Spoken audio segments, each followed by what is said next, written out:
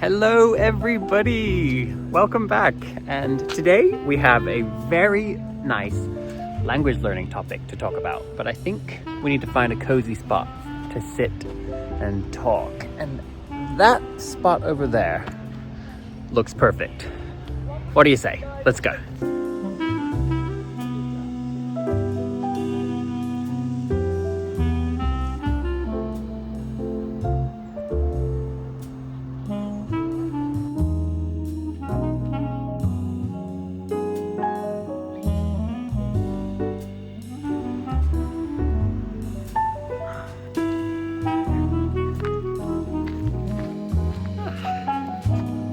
Perfect.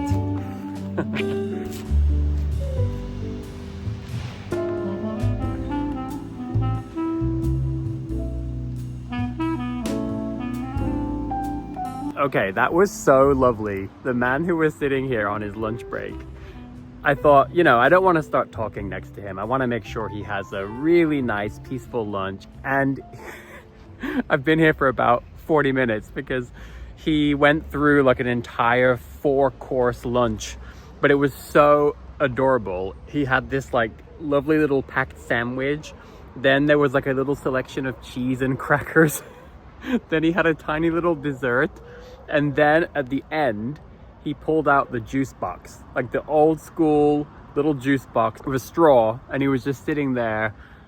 And I was like, come on, I cannot disturb this man's lunch. I have to let him enjoy it to the fullest. So he has now gone back to work, I assume.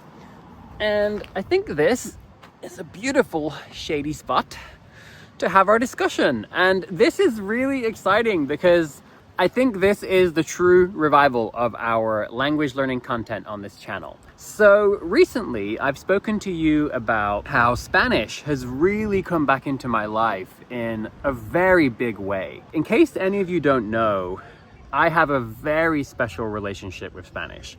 It was the first language I ever started learning as an adult. Well, actually I was 16 years old, but I always thought I would never be able to speak a second language growing up. So Spanish is the first one that gave me the belief that I can actually do this. It's the first language I experienced actually being able to express myself in. It's the first language I got to experience truly connecting with other human beings and becoming a part of their group and being accepted. And then I went to Mexico and I was in the mountains volunteering and connecting with villagers and having a truly life-changing experience, not just with the humans, but that was the main thing, but also with the mountains and the terrain and the landscape. I mean, everything about that trip was truly, truly life-changing.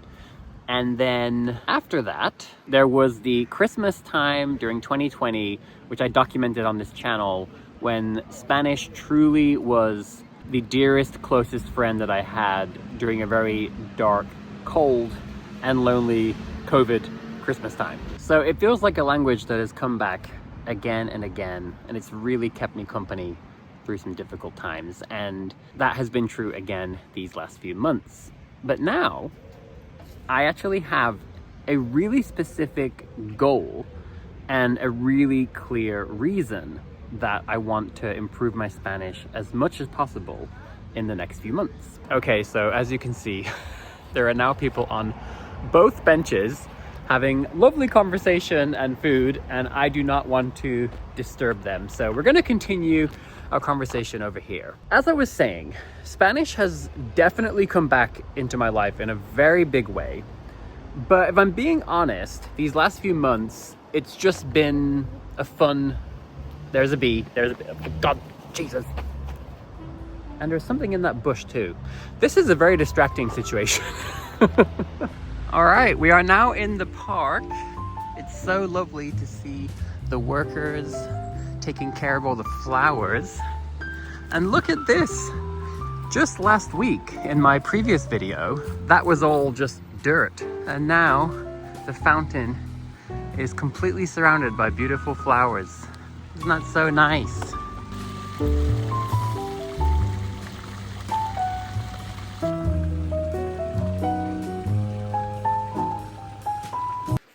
Whew, okay, we are now home.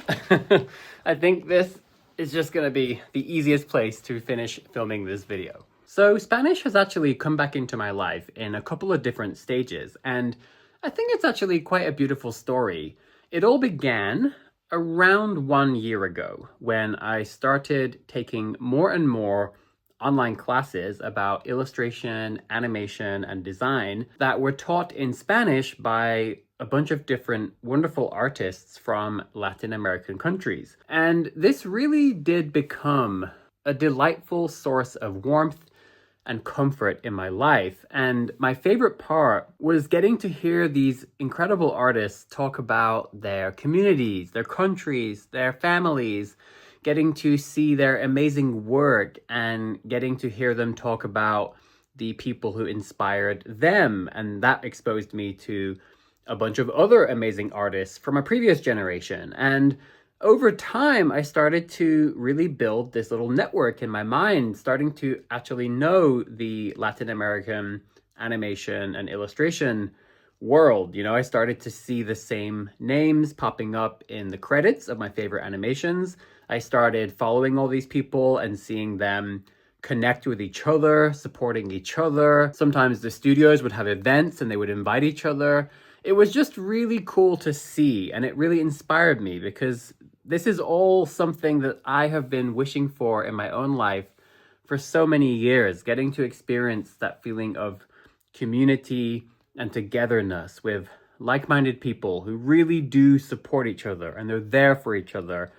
And I think getting to see that through the Spanish language and getting to learn more about these different cultures, it really made Spanish in particular something that I felt really connected to again. But I will say, during that whole first phase, it was relatively passive. So I would take these classes in Spanish, but most of the time I would have English subtitles because my primary purpose was I wanted to learn. But it was definitely activating the Spanish part of my brain. I could really feel it working, and I would often notice when the subtitles were wrong and I had to rely on my Spanish listening skills. And I also did sometimes notice myself thinking in Spanish when I was taking a walk after studying, but I wasn't really speaking Spanish at all until April this year when stage 2 began, which was me taking another online class with a wonderful teacher from Mexico named Diego Freire, all in Spanish, but this time it was a live class. It was my first time actually being in a class with other students, and there were no subtitles, right? I had to listen everything in Spanish directly. I was taking notes in Spanish. We had quizzes, which I actually did really well. And of course, I'm answering everything on the fly in Spanish directly. So it began to feel a lot more active. And I will say that when it came to the listening part, it went a lot better than I expected. I didn't really have too much trouble following along. When it came to speaking, I really did feel quite rusty. I think at times I did quite well, but I didn't really feel confident even then. But there were other times when I actually did struggle to express the idea or the question that I had, and I had to try a couple different times. And occasionally somebody would kind of help me try to express it in a better way. So I would say that my Spanish was good enough to follow along and enjoy the class and participate, but there's so much room to improve, and I definitely did still miss certain details and nuances.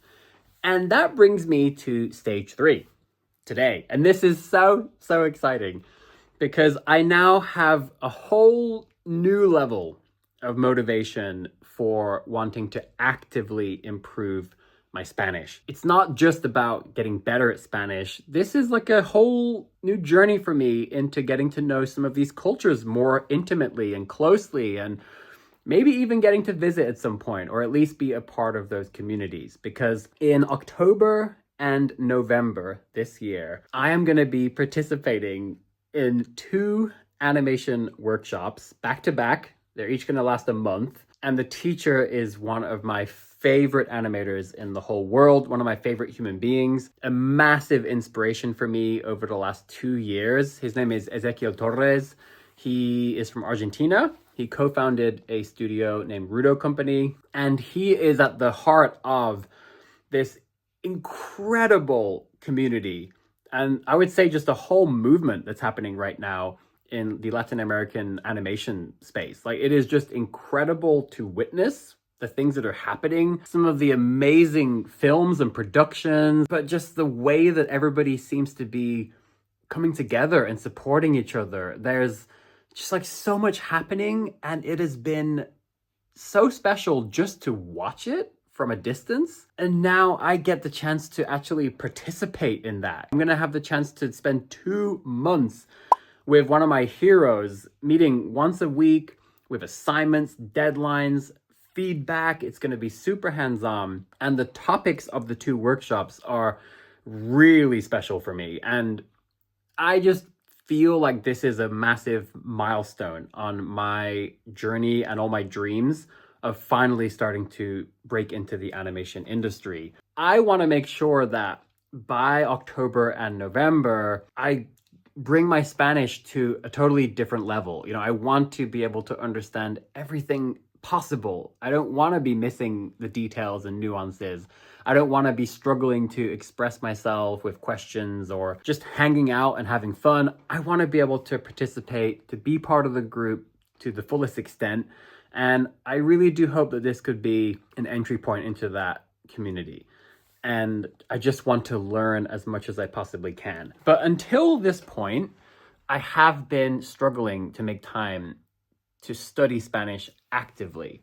So even during my classes with Diego, these last couple of months I just finished, I wanted to study Spanish, but I was just pouring all of my energy and my heart into my drawing and animation studies, these projects, the film that I'm working on. Oh my God, I'm so excited about everything. It's just been difficult to make the time to actively study my Spanish, but I think I need to do that. It's not gonna get that much better by just taking more classes and passively listening. I want to document that journey here on my channel. And if possible, I would love it if this could be something that we do together. You know, my favorite thing to do on YouTube is always when we can do stuff together as a family, as a community. And so if any of you have language learning goals that you have been struggling to make time for, I think this is a great opportunity for us to all do it together. I would love for you to leave me a comment or even just do it for yourself. You know, what is your specific motivation? What are the reasons that you want to do this? I think it can really be helpful to articulate that even just to yourself. And I'm going to be sharing how I make time for Spanish studies and the methods I'm using and the resources I'm using. And I want to challenge myself to make more vlogs and content in Spanish so I could hopefully get your feedback. I would like to also challenge myself to write posts on Journaly, get feedback. I just want to be as interactive as I can and make this something we do together as much as possible. So I hope you're excited. And just a reminder, I just launched a new Discord server for Patreon supporters. And so I think this could be a really great topic for the monthly video calls we do there. And I'm going to be posting a bunch of really lovely little updates on Discord just throughout the weeks as I study, just anything I can to keep everybody motivated. So I would love to know if you're excited about this or if you have any suggestions, any requests. And one last little note is that I will be making lots of art about my journey into Latin American Spanish. And I'm just so excited to see where this would take me because, again, it's not really about Spanish. It's about the people behind it, the cultures, and the hopefully opportunities for human connection that this could bring to me. Please join me. I would love that. And we're back. We're doing the language stuff again. And I think this is going to be really beautiful. Sending you all the very best, most positive vibes. Big hugs. And I will see you in a video very soon where we'll start to talk about how I'm going to be approaching my studies.